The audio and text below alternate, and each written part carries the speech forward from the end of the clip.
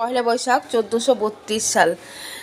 খাওয়া দাওয়ার পরে শেষ পাতে একটু মিষ্টি না হলে কি বাঙালির চলে? তাই একটা নতুন রেসিপি নিয়ে আমি চলে আসলাম। এখানে আছে পোলাওয়ের চাল, আমি ধুয়ে সুন্দর করে ঝরঝর করে রাখছি। এখানে আছে ঘি আর এখানে এলাচ, এই যে আমি দিয়ে দিলাম একটা। আমি নতুন রেসিপি আর কি করে দেখাচ্ছি, আপনি সাথেই থাকুন।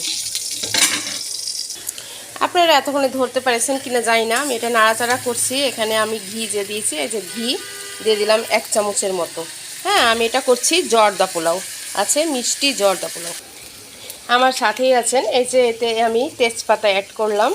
আর যেহেতু আমার এই 3 কাপ চাল ভাজা হয়ে গেছে, এখানে আমি 6 কাপ পানি দিয়ে দেবো আর কি।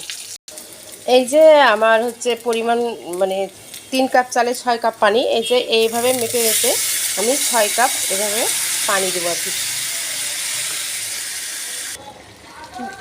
আপনারা আমার সাথেই আছেন। আমি হচ্ছে একটু বেশি আছে দিয়েছিলাম, একটু পানি কমে এসছে, এই জন্য এখন লো আছে দিলাম। এই যে আমি একটু পরিমাণ মতো লবণ দিয়ে দিলাম, আর এখানে চিনি আর কি, পরিমাণ মতো চিনি।